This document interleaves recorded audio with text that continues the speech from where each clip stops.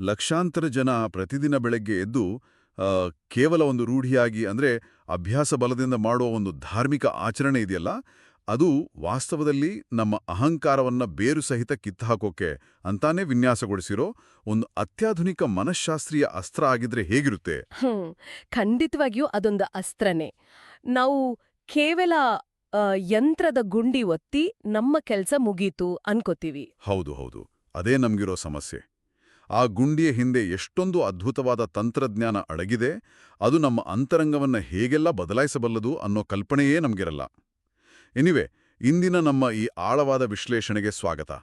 ಇಂದು ನಮ್ಮ ಮುಂದಿರೋ ಮೂಲವಸ್ತು ಕೇವಲ ಒಂದು ಧಾರ್ಮಿಕ ಪುಸ್ತಕ ಅಲ್ಲ. ನಿಜ, ಇದೊಂದು ತತ್ವಶಾಸ್ತ್ರದ ಕೈಪಿಡಿ ಅಂತಾನೆ ಹೇಳ್ಬೋದು. ಎಕ್ಸಾಕ್ಟ್ಲಿ. ಶಿವಮೊಗ್ಗದ ವಿಜಯೇಂದ್ರ ರಾಮನಾಥ ಭಟ್ರು ಸಂಪಾದಿಸಿರೋ ಲಘು ಸಂಧ್ಯಾವಂದನೆ ಅಂತರಂಗ ಸಂಪುಟ 2 ಈ ಬೃಹತ್ ಗ್ರಂಥದ ಆಯ್ದ ಭಾಗಗಳು ನಮ್ಮ ಮುಂದಿವೆ.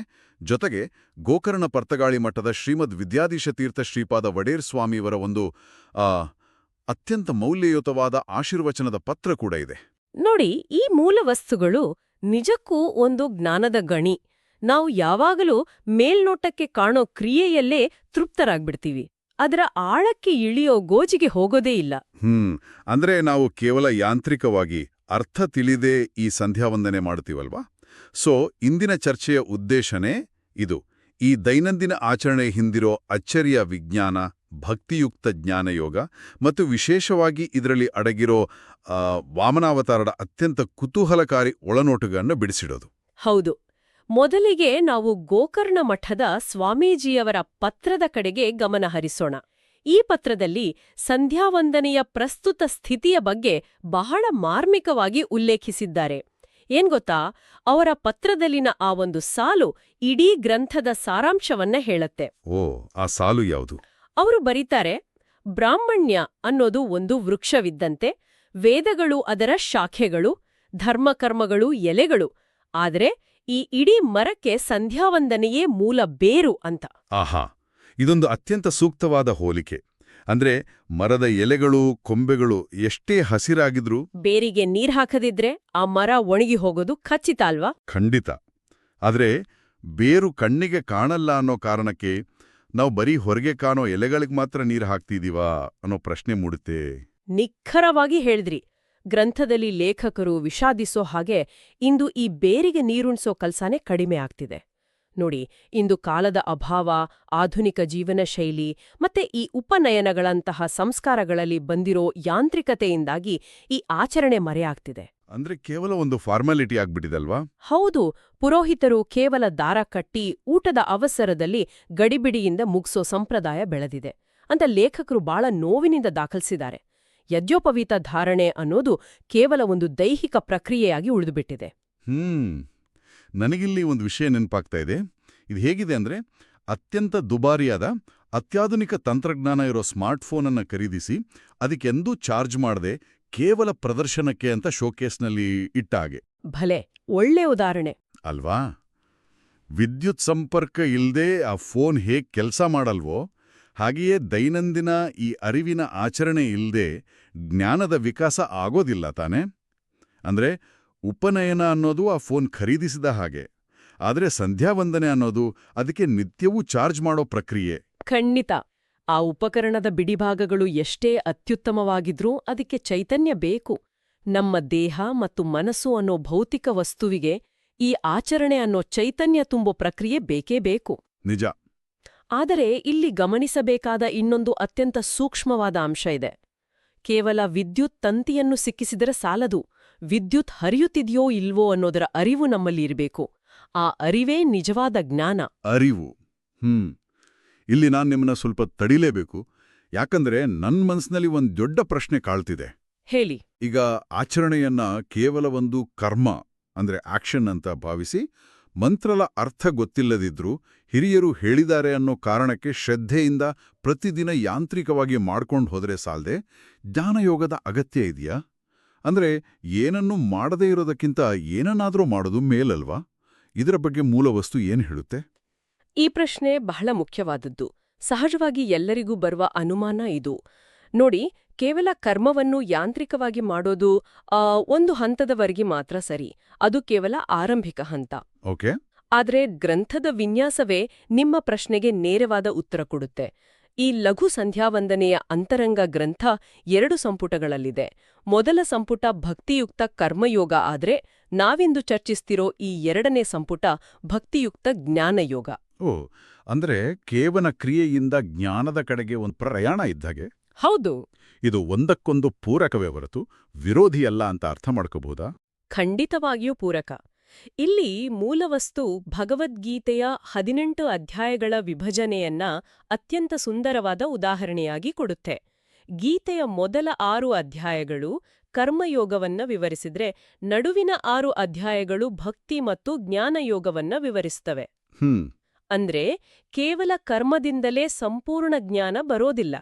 ಆ ಕರ್ಮದ ಜೊತೆಗೆ ಅನುಸಂಧಾನ ಅಂದ್ರೆ ಆಳವಾದ ಚಿಂತನೆ ಬೇಕು. ಕರ್ಮ ನಮ್ಮನ್ನು ಸಿದ್ಧಗೊಳಿಸುತ್ತೆ, ಆದ್ರೆ ಜ್ಞಾನ ನಮ್ಮನ್ನು ಗುರಿಮುಟ್ಟಿಸುತ್ತೆ. ಈ ವಿಚಾರವನ್ನ ಸ್ವಲ್ಪ ಬಿಡಿಸಿ ನೋಡೋಣ. ಈ ಅನುಸಂಧಾನ ಅಂದ್ರೆ ನಿಖರವಾಗಿ ಏನು? ಮಂತ್ರದ ಅರ್ಥವನ್ನ ಬಾಯ್ಪಾಠ ಮಾಡೋದಾ? ಇಲ್ವೇ ಇಲ್ಲ. ಅನುಸಂಧಾನ ಅಂದ್ರೆ ನಾವು ಜಪಿಸೋ ಮಂತ್ರದ ಹಿಂದಿನ ಅರ್ಥವನ್ನ, ಅದರ ಮೂಲ ಉದ್ದೇಶವನ್ನ ಮನಸ್ಸಿನಲ್ಲಿ ಸಂಪೂರ್ಣವಾಗಿ ಧ್ಯಾನಿಸೋದು ಮತ್ತು ಅನುಭವಿಸೋದು. ಓಹೋ, ಉದಾಹರಣೆಗೆ? ಈಗ ಉದಾಹರಣೆಗೆ ಗಾಯತ್ರಿ ಜಪವನ್ನ ಕೇವಲ ತುಟಿಯಲ್ಲಿ ಉಚ್ಚರಿಸಿದ್ರೆ ಸಾಲದು. ಅದರ ಪ್ರಮುಖ ಉದ್ದೇಶ ಏನು? ಭಗವಂತನಿಂದ ಧೀಶಕ್ತಿಯನ್ನ, ಅಂದ್ರೆ ಕೇವಲ ಸಾಮಾನ್ಯ ಬುದ್ಧಿಯಲ್ಲ, ವಿವೇಚನಾಶೀಲವಾದ ಶುದ್ಧವಾದ ಜ್ಞಾನವನ್ನ ಪಡೆಯೋದು. ಓ, ಅದಕ್ಕೆ ಆ ಮಂತ್ರದಲ್ಲಿ ಧಿಯೋ ಯೋ ನಃ ಪ್ರಚೋದಯಾತ್ ಅಂತ ಬರೋದು. ಎಕ್ಸಾಕ್ಟ್ಲಿ. ಭಗವಂತನು ನಮ್ಮೊಳಗಿದ್ದು ನಮ್ಮ ಬುದ್ಧಿಯನ್ನು ಸರಿದಾರಿಯಲ್ಲಿ ಪ್ರೋತ್ಸಾಹಿಸಬೇಕು ಅಂತ ಪ್ರಾರ್ಥಿಸೋದು. ಈ ಅರಿವೇ ಇಲ್ಲದೆ ಕೇವಲ ಯಾಂತ್ರಿಕವಾಗಿ ಮಂತ್ರ ಪಠಿಸಿದ್ರ ಅದು ಆ ಚಾರ್ಜ್ ಆಗದ ವಿದ್ಯುತ್ ಸಂಪರ್ಕ ಇಲ್ಲದ ಉಪಕರಣದ ಹಾಗೆ ಆಗತ್ತೆ. ಅರ್ಥವಾಯ್ತು. ಅಂದ್ರೆ ಕರ್ಮ ಕೇವಲ ಒಂದು ವಾಹನ ಇದ್ದ ಹಾಗೆ, ಜ್ಞಾನ ನಾವು ತಲುಪಬೇಕಾದ ಗುರಿಯೇ ಅರಿವಿಲ್ಲದೆ ಕೇವಲ ವಾಹನ ಚಲಾಯಿಸಿದ್ರೆ ನಾವೆಲ್ಲೂ ತಲುಪೋದಿಲ್ಲ. ಕೇವಲ ಇಂಧನ ಅಂದ್ರೆ ಪೆಟ್ರೋಲ್ ವ್ಯರ್ಥ ಆಗತ್ತೆ. ಹೌದು. ಆದ್ರೆ ಈ ಜ್ಞಾನಯೋಗವನ್ನ, ಈ ಒಳ ಅರಿವನ್ನ ಒಬ್ಬ ಸಾಮಾನ್ಯ ಮನುಷ್ಯ ಅರ್ಥ ಮಾಡ್ಕೊಳ್ಳೋದು ಹೇಗೆ? ಇದು ಬಹಳ ಕ್ಲಿಷ್ಟಕರವಾದ ತತ್ವಶಾಸ್ತ್ರದ ಹಾಗೆ ಕಾಣ್ತಿದ್ಯಲ್ಲ. ನೋಡಿ, ಈ ಗ್ರಂಥದ ಅತಿದೊಡ್ಡ ಶಕ್ತಿನೇ ಅದು. ಈ ಕ್ಲಿಷ್ಟಕರವಾದ ತತ್ವಶಾಸ್ತ್ರವನ್ನ ಅತ್ಯಂತ ಸರಳವಾಗಿ ವಿವರಿಸೋಕೆ ಈ ಗ್ರಂಥದ 6ನೇ ಅಧ್ಯಾಯದಲ್ಲಿ ವಾಮನಾವತಾರದ ಕಥೆಯನ್ನ ಒಂದು ಅತ್ಯದ್ಭುತ ಉದಾಹರಣೆಯಾಗಿ ಬಳಸ್ಕೊಂಡಿದ್ದಾರೆ. ನಾವೆಲ್ಲರೂ ಈ ಕಥೆಯನ್ನ ಚಿಕ್ಕದಿಂದ ಕೇಳಿರ್ತೀವಿ. ಹೌದು, ಪೌರಾಣಿಕ ಕಥೆ ಅಂತ. ಅದೇ, ಆದ್ರೆ ಇಲ್ಲಿ ಕೊಟ್ಟಿರೋ ವಿವರಣೆ ನಮ್ಮ ಕಲ್ಪನೆಗೂ ಮೀರಿದ್ದು. ಇದು ಕೇವಲ ಕಥೆ ಅಲ್ಲ, ಇದೊಂದು ಮನಃಶಾಸ್ತ್ರೀಯ ನಕ್ಷೆ ಅನ್ಬಹುದು. ವಾಮನಾವತಾರದ ಕಥೆಯನ್ನ ಕೇವಲ ಒಂದು ಪೌರಾಣಿಕ ಘಟನೆಯಾಗಿ ನೋಡದೆ ಅದರ ಹಿಂದಿನ ಆಳವಾದ ವಿಜ್ಞಾನವನ್ನ ಲೇಖಕರು ಬಿಚ್ಚಿಡ್ತಾರೆ. ಮೂಲವಸ್ತುವಿನ ಪ್ರಕಾರ ಪ್ರಹ್ಲಾದನ ಮೊಮ್ಮಗನಾದ ಬಲಿಚಕ್ರವರ್ತಿ ತನ್ನ ಶಕ್ತಿಯಿಂದ ಇಂದ್ರನ ಪದವಿಯನ್ನ ಆಕ್ರಮಿಸಿಕೊಳ್ತಾನೆ. ಹೌದು. ಆಗ ದೇವತೆಗಳ ತಾಯಿಯಾದ ಅದಿತಿ ಮತ್ತು ಕಶ್ಯಪ ದಂಪತಿಗಳ ಪ್ರಾರ್ಥನೆಯ ಮೇರೆಗೆ ಸಾಕ್ಷಾತ್ ಮಹಾವಿಷ್ಣು ವಾಮನನಾಗಿ ಜನಿಸ್ತಾನೆ ಮತ್ತು ಆ ಬಲಿಯ ಅಶ್ವಮೇಧಯಾಗ ನಡೀತಿದ್ದ ಭೃಗುವತ್ಸ ಅನ್ನೋ ಪ್ರದೇಶಕ್ಕೆ ಆತ ಬರ್ತಾನೆ. ಇಲ್ಲಿ ನಾವು ಗಮನಿಸಬೇಕಾದದ್ದು, ಭೃಗುವತ್ಸ ಅಂದ್ರೆ ಭೃಗು ಮಹರ್ಷಿಗಳ ವಂಶಜರು ಯಜ್ಞಗಳನ್ನ ಮಾಡ್ತಿದ್ದ ಅತ್ಯಂತ ಪವಿತ್ರವಾದ ಪ್ರದೇಶ. ಅಲ್ಲಿಗೆ ಬಂದು ಆತ ಕೇವಲ 3 ಹೆಜ್ಜೆ ಜಾಗವನ್ನ ದಾನವಾಗಿ ಕೇಳ್ತಾನೆ. ಇದನ್ನೊಮ್ಮೆ ಊಹಿಸ್ಕೊಳ್ಳಿ. ಅದೇ ಸೋಜಿಗ. ಹೌದಲ್ವಾ? ಇಡೀ ಬ್ರಹ್ಮಾಂಡವನ್ನೇ ಸೃಷ್ಟಿಸಿದ ಮಾಲೀಕ ಒಬ್ಬ ಸಾಮಾನ್ಯ ಬಡ ಬ್ರಹ್ಮಚಾರಿಯ ಅಂದ್ರೆ ವಟುವಿನ ವೇಷದಲ್ಲಿ ಬಂದು ಕೇವಲ 3 ಅಡಿ ಜಾಗ ಭಿಕ್ಷೆ ಬೇಡ್ತಿದ್ದಾನೆ. ತನ್ನ ಅಗಾಧ ಶಕ್ತಿಯನ್ನ ಮುಚ್ಚಿಟ್ಕೊಂಡು ಅತ್ಯಂತ ದೈನ್ಯತೆಯಿಂದ ಯಾಚಿಸೋ ಈ ಭಗವಂತನ ನಡೆಯ ಹಿಂದಿನ ಮರ್ಮ ಏನು ಅಂದ್ರೆ, ಭಗವಂತನಿಗೆ ತನ್ನ ಬಲದಿಂದಲೇ ಬಲಿಯನ್ನು ಸೋಲಿಸಬಹುದಿತ್ತಲ್ವಾ? ಖಂಡಿತ. ಭಗವಂತನಿಗೆ ಬಲಿಯನ್ನ ಬಲವಂತವಾಗಿ ಅಧಿಕಾರದಿಂದ ಕೆಳಗಿಳಿಸೋ ಶಕ್ತಿ ಖಂಡಿತ ಇತ್ತು. ಆತ ಇಡೀ ಜಗತ್ತಿನ ಒಡೆಯ. ಆದ್ರೆ ಮೂಲವಸ್ತು ಬಹಳ ಸ್ಪಷ್ಟವಾಗಿ ಹೇಳುತ್ತೆ, ಬಲಪ್ರಯೋಗವೇ ಎಲ್ಲದಕ್ಕೂ ಪರಿಹಾರ ಅಲ್ಲ ಅನ್ನೋ ಸಂದೇಶ ಸಾರೋಕೆ ಆತ ಈ ದಾರಿ ಹಿಡಿದ. ಬಲಪ್ರಯೋಗ ಕೇವಲ ಶರೀರವನ್ನ ಸೋಲಿಸುತ್ತೆ, ಆದ್ರೆ ಅಹಂಕಾರವನ್ನ ಸೋಲಿಸೋದಿಲ್ಲ. ಜೊತೆಗೆ ಬಲಿಯ ಮೇಲೆ ಆತನಿಗೆ ಅಪಾರವಾದ ಪ್ರೀತಿ ಇತ್ತು. ಒಂದ್ ಸೆಕೆಂಡ್, ಬಲಿಯ ಮೇಲೆ ಪ್ರೀತಿನ? ಅವನೇನೋ ದೇವತೆಗಳಿಗೆ ತೊಂದರೆ ಕೊಟ್ಟು ಇಂದ್ರನ ಪದವಿಯನ್ನ ಕಸಿದುಕೊಂಡಿದ್ದಾನಲ್ವಾ? ದುಷ್ಟನಾದವನ್ ಮೇಲೆ ಪ್ರೀತಿ ಯಾಕೆ ಮೂಡ್ತು? ಇದು ಸ್ವಲ್ಪ ಗೊಂದಲಮಯವಾಗಿದೆ. ದಯವಿಟ್ಟು ಗಮನಿಸಿ, ಬಲಿ ಮಹಾವಿಷ್ಣುವಿನ ಪರಮ ಭಕ್ತನಾದ ಪ್ರಹ್ಲಾದನ ವಂಶಜ. ಅವನಲ್ಲಿ ತನ್ನ ಶಕ್ತಿ ಮತ್ತು ದಾನದ ಬಗ್ಗೆ ಅಹಂಕಾರ ಬೆಳೆದಿತ್ತೆ ಹೊರತು ಆತ ಮೂಲತಃ ಕೆಟ್ಟವನಾಗಿರ್ಲಿಲ್ಲ. ಅವನು ದಾನಶೂರನಾಗಿದ್ದ, ಪ್ರಜಾಪಾಲಕನಾಗಿದ್ದ. ಹೌದಾ? ಅಂದ್ರೆ ಅವನಲ್ಲಿ ಒಳ್ಳೆ ಗುಣಗಳಿತ್ತು. ಹೌದು. ಅವನ ಏಕೈಕ ದೋಷ ಅಂದ್ರೆ ನಾನು ಮಾಡ್ತಿದ್ದೀನಿ, ನಾನೇ ಎಲ್ಲದಕ್ಕೂ ಒಡೆಯ ಅನ್ನೋ ಅಹಂಕಾರ. ಹಾಗಾಗಿ ತನ್ನ ಭಕ್ತನನ್ನ ನಾಶಪಡಿಸೋ ಉದ್ದೇಶ ಭಗವಂತನಿಗೆ ಇರ್ಲಿಲ್ಲ. ಬದಲಾಗಿ ಅವನ ಅಹಂಕಾರವನ್ನ ಕರಗಿಸಿ ನಿಜವಾದ ಜ್ಞಾನವನ್ನ ಕರುಣಿಸೋಕೆ ವಾಮನ ಈ ದೈನ್ಯತೆಯ ಮಾರ್ಗವನ್ನ ಆರಿಸ್ಕೊಂಡ. ಕೇವಲ ಬಲಪ್ರಯೋಗದಿಂದ ಅಹಂಕಾರ ನಾಶ ಆಗೋದಿಲ್ಲ, ಅದಕ್ಕೆ ವಿನಯವೇ ಮದ್ದು ಅನ್ನೋದನ್ನ ಭಗವಂತ ತಾನೇ ಸ್ವತಃ ಆಚರಿಸಿ ತೋರಿಸಿದ. ವಾವ್! ಇದು ನನ್ನ ಆಲೋಚನಾ ಲಹರಿಯನ್ನೇ ಬದಲಾಯಿಸ್ತು. ಅಂದ್ರೆ ನಾವೆಲ್ಲರೂ ಬಾಲ್ಯದಿಂದಲೂ ಅನ್ಕೊಂಡಿರೋದೇನು, ವಾಮನ ಬಂದು ತನ್ನ 2 ಹೆಜ್ಜೆಗಳಿಂದ ಭೂಮಿ ಮತ್ತೆ ಆಕಾಶನ ಅಳೆದು 3ನೇ ಹೆಜ್ಜೆಯನ್ನ ಬಲಿಯ ತಲೆ ಮೇಲಿಟ್ಟು ಅವನನ್ನ ಪಾತಾಳಕ್ಕೆ ತುಳಿದು ಶಿಕ್ಷಿಸದ ಅಂತ ತಾನೆ. ಹೌದು, ಕಥೆ ಹಾಗೆ ಪ್ರಚಲಿತದಲ್ಲಿದೆ. ಪಾತಾಳ ಅಂದ್ರೆ ಕತ್ತಲಿನ ಯಾತನೆಯ ನರಕ ಅನ್ನೋ ಕಲ್ಪನೆ ನಮ್ಮಲ್ಲಿದೆ. ಆದ್ರೆ ಮೂಲವಸ್ತು ಈ ಸಾಮಾನ್ಯ ಗ್ರಹಿಕೆಯನ್ನ ಸಂಪೂರ್ಣವಾಗಿ ಸುಳ್ಳು ಮಾಡುತ್ತೆ ಅಲ್ವಾ? ಹೌದು, ಇದೊಂದು ಕಣ್ಣು ತೆರೆಸುವ ಸತ್ಯ. ಕಥೆಯ ಮೇಲ್ಮೈಯನ್ನ ಮಾತ್ರ ನೋಡುವರಿಗೆ ಅದು ಶಿಕ್ಷೆಯ ಹಾಗೆ ಕಾಣುತ್ತೆ. ಆದ್ರೆ ಮೂಲ ವಸ್ತುವನ್ನ ಆಳವಾಗಿ ಓದಿದಾಗ ನಮಗೆ ತಿಳಿಯೋದೇನೆಂದ್ರೆ, ವಾಮನ ಬಲಿಯನ್ನ ಪಾತಾಳಕ್ಕೆ ಅಂದ್ರೆ ನರಕಕ್ಕೆ ತಳ್ಳಲಿಲ್ಲ. ಬದಲಾಗಿ ಸ್ವರ್ಗಕ್ಕಿಂತಲೂ ಅತ್ಯುತ್ತಮವಾದ ಸುತಲ ಅನ್ನೋ ಲೋಕದ ಅಧಿಪತ್ಯವನ್ನ ಅವನಿಗೆ ನೀಡಿದ. ವೇಟ್, ಸುತಲಾನ? ಸ್ವರ್ಗಕ್ಕಿಂತಲೂ ಉತ್ತಮವಾದ ಲೋಕಾನ? ಸುತಲಕ್ಕೂ ಮತ್ತು ಸ್ವರ್ಗಕ್ಕೂ ಇರೋ ವ್ಯತ್ಯಾಸ ಏನು? ನೋಡಿ, ಸ್ವರ್ಗ ಅನ್ನೋದು ಕೇವಲ ಪುಣ್ಯದ ಆಧಾರದ ಮೇಲೆ ಸಿಗೋ ತಾತ್ಕಾಲಿಕ ಸುಖದ ತಾಣ. ಅಲ್ಲಿ ಯಾವಾಗ್ಲೂ ಅಸುರರ ದಾಳಿಯ ಭೀತಿ ಇರುತ್ತೆ, ಪದವಿಯ ಮೇಲಿನ ಆಸೆ ಇರುತ್ತೆ. ಕರೆಕ್ಟ್. ಇಂದ್ರನಿಗೆ ಯಾವಾಗ್ಲೂ ಆ ಭಯ ಇದ್ದೇ ಇರುತ್ತೆ. ಆದ್ರೆ ಸುತಲ ಅನ್ನೋದು ಭಗವಂತನ ಕೃಪೆಯಿಂದ ಸೃಷ್ಟಿಯಾದ ಸ್ವರ್ಗಕ್ಕಿಂತಲೂ ಹೆಚ್ಚು ಐಶ್ವರ್ಯ ಮತ್ತು ನೆಮ್ಮದಿ ಇರೋ ಲೋಕ. ಅಷ್ಟೇ ಅಲ್ಲ, ಸುತಲ ಲೋಕದಲ್ಲಿ ಬಲಿಯ ರಕ್ಷಣೆಗಾಗಿ ಸ್ವತಃ ತನ್ನ ಸುದರ್ಶನ ಚಕ್ರವನ್ನೇ ಮಹಾವಿಷ್ಣು ಕಾವಲಿಗೆ ಇಟ್ಟ. ತಾನೇ ಸ್ವತಃ ಕಾವಲುಗಾರನಾಗಿ ನಿಂತ. ಆಹಾ, ಎಂಥ ಮಾತು! ಜೊತೆಗೆ ತನ್ನ ಭಕ್ತನ ಮೇಲಿನ ಪ್ರೀತಿಯಿಂದ ಮುಂದಿನ ಸಾವರ್ಣಿ ಮನ್ವಂತರದಲ್ಲಿ ಬಲಿಗೆ ಇಂದ್ರನ ಪದವಿ ಸಿಗುವಂತೆ ವರವನ್ನು ಕೂಡ ನೀಡಿದ. ಇಲ್ಲಿ ಮನ್ವಂತರ ಅಂದ್ರೆ ಏನು ಅನ್ನೋದನ್ನ ನಮ್ಮ ಕೇಳುಗರಿಗಾಗಿ ಸ್ವಲ್ಪ ಸ್ಪಷ್ಟಪಡಿಸ್ತೀರಾ? ಖಂಡಿತ. ಮನ್ವಂತರ ಅಂದ್ರೆ ಬ್ರಹ್ಮಾಂಡದ ಕಾಲಗಣನೆಯಲ್ಲಿ ಒಂದು ಬೃಹತ್ ಕಾಲಘಟ್ಟ. ಪ್ರಸ್ತುತ ನಾವು ವೈವಸ್ವತ ಮನ್ವಂತರದಲ್ಲಿದ್ದೀವಿ.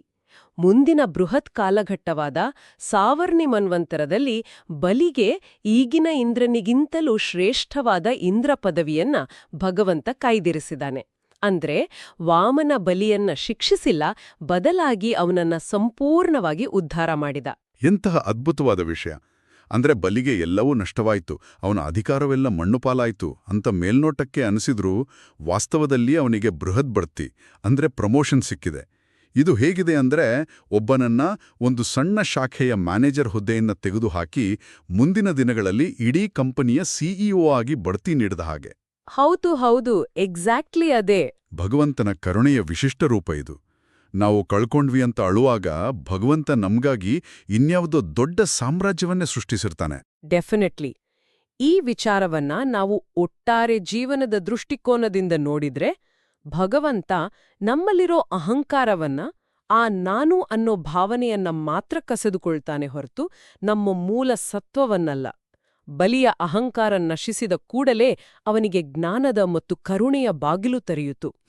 ಶಿಕ್ಷೆಯಲ್ಲ, ರಕ್ಷಣೆ ಅನ್ನೋದು ಈ ಕಥೆಯ ಅತಿದೊಡ್ಡ ಸಾರಾಂಶ. ಅಹಂಕಾರದ ನಾಶವೇ ಆತ್ಮದ ವಿಕಾಸಕ್ಕೆ ನಾಂದಿ. ಈ ಕಥೆ ನಿಜಕ್ಕೂ ಸ್ಫೂರ್ತಿದಾಯಕವಾಗಿದೆ. ಆದರೆ ಈಗ ಈ ಪೌರಾಣಿಕ ಕಥೆಗೂ ನಾವು ಪ್ರತಿದಿನ ಮಾಡೋ ಆ ಬೇರು ಸಮಾನವಾದ ಸಂಧ್ಯಾವಂದನೆಗೂ ಆ ಗಾಯತ್ರಿ ಮಂತ್ರಕ್ಕೂ ಇರೋ ನೇರ ಸಂಪರ್ಕ ಏನು? ಈ ಕಥೆಯನ್ನ ಈ ಗ್ರಂಥದಲ್ಲಿ ಯಾಕೆ ತಂದಿದ್ದಾರೆ? ಕೇವಲ ಕಥೆ ಹೇಳೋಕ್ ಮಾತ್ರನಾ? ಇಲ್ಲವೇ ಇಲ್ಲ. ಇಲ್ಲಿಯೇ ಗ್ರಂಥದ ಅಂತರಂಗ ಅನಾವರಣಗೊಳ್ಳೋದು. ಇದು ಅತ್ಯಂತ ಪ್ರಮುಖವಾದ ಹಂತ. ಮೂಲವಸ್ತುವಿನಲ್ಲಿ ವಿವರಿಸಿರೋ ಹಾಗೆ ಸಾಧಕನು ಗಾಯತ್ರ್ಯಾರೂಢನಾಗಿ ಭಗವದ್ರೂಪಗಳ ಚಿಂತನೆ ಮಾಡಬೇಕು. ಗಾಯತ್ರ್ಯಾರೂಢನಾಗಿ ಅಂದ್ರೆ? ಗಾಯತ್ರಿಯಾರೂಢನಾಗಿ ಎಂದ್ರೆ ಗಾಯತ್ರಿ ಮಂತ್ರವೆಂಬ ರಥವನ್ನ ಏರಿ ಆ ಮಂತ್ರದ ಹಿನ್ನೆಲೆಯಲ್ಲಿ ಭಗವಂತನ ರೂಪವನ್ನ ಧ್ಯಾನಿಸೋದು. ಅಂದ್ರೆ ಕೇವಲ ಗಾಯತ್ರಿ ಮಂತ್ರ ಜಪಿಸಿದ್ರೆ ಸಾಲದು. ಆ ಮಂತ್ರವನ್ನ ಜಪಿಸುವಾಗ 2 ಪ್ರಮುಖ ಸ್ಥಾನಗಳಲ್ಲಿ, ಅಂದ್ರೆ ಹೊರಗಿನ ಸೂರ್ಯಮಂಡಲದಲ್ಲಿ ಮತ್ತು ತನ್ನ ಒಳಗಿನ ಹೃದಯ ಕಮಲದಲ್ಲಿ ವಾಮನನ ಮೂರ್ತಿಯನ್ನ ಧ್ಯಾನಿಸ್ಬೇಕು.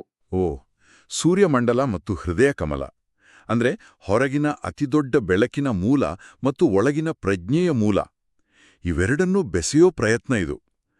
ಆದರೆ ವಾಮನನನ್ನೇ ಯಾಕೆ ಧ್ಯಾನಿಸ್ಬೇಕು? ನಮ್ಮಲ್ಲಿ ಬೇರೆ ಎಷ್ಟೋ ದೇವತೆಗಳಿದಾರಲ್ವಾ, ಬೇರೆ ಯಾವುದಾದ್ರೂ ರೂಪವನ್ನ ಧ್ಯಾನಿಸ್ಬೋದಿತ್ತಲ್ಲ?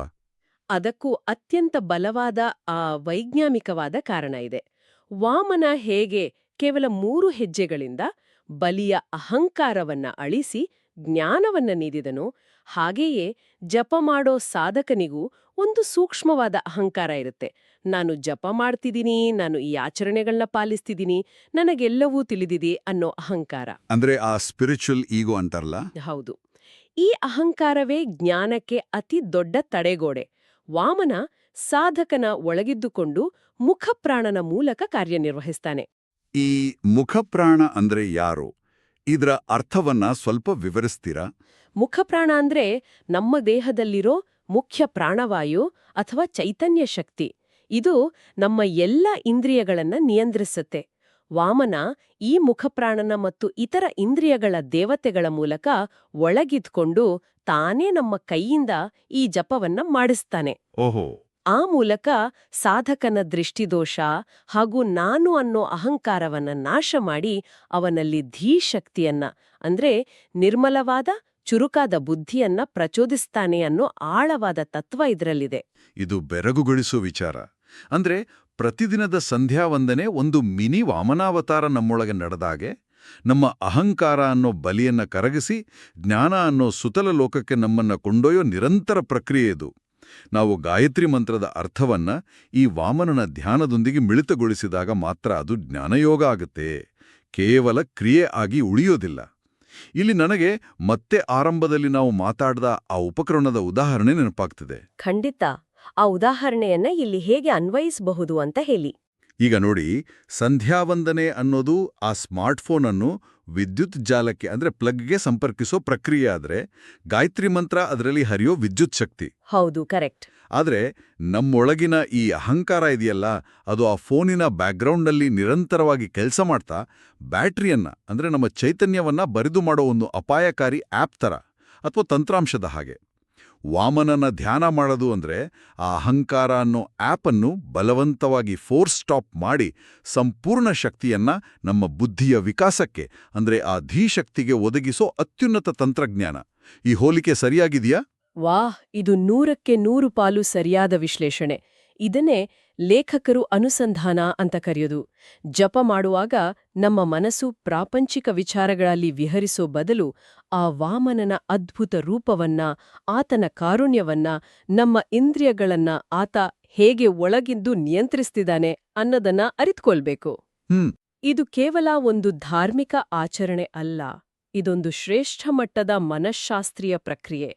ನಮ್ಮನ್ನು ನಾವು ಅರಿತುಕೊಳ್ಳೋ, ನಮ್ಮ ಅಹಂಕಾರವನ್ನ ಬಿಟ್ಟುಕೊಡೋ ದೈನಂದಿನ ಅಭ್ಯಾಸ. ಪ್ರತಿದಿನ ನಮ್ಮೊಳಗಿನ ಅಹಂಕಾರವನ್ನ ನಾವೇ ಸದೆಬಡಿಯೋ ಒಂದು ಅದ್ಭುತ ಕಲೆ ಇದು. ನಿಜಕ್ಕೂ ಇದೊಂದು ಕಣ್ಣು ತೆರೆಸೋ ಒಳನೋಟ. ಆ ಯಂತ್ರದ ಗುಂಡಿ ಒತ್ತೋದು ಕೇವಲ ಕರ್ಮ, ಆದರೆ ಆ ಯಂತ್ರ ಹೇಗೆ ಕೆಲಸ ಮಾಡುತ್ತೆ, ಅದರ ಹಿಂದಿನ ಶಕ್ತಿ ಯಾವುದು ಮತ್ತು ಆ ಶಕ್ತಿ ನಮ್ಮನ್ನ ಹೇಗೆ ಪರಿವರ್ತಿಸುತ್ತೆ ಅಂತ ಅರಿಯೋದು ಜ್ಞಾನ.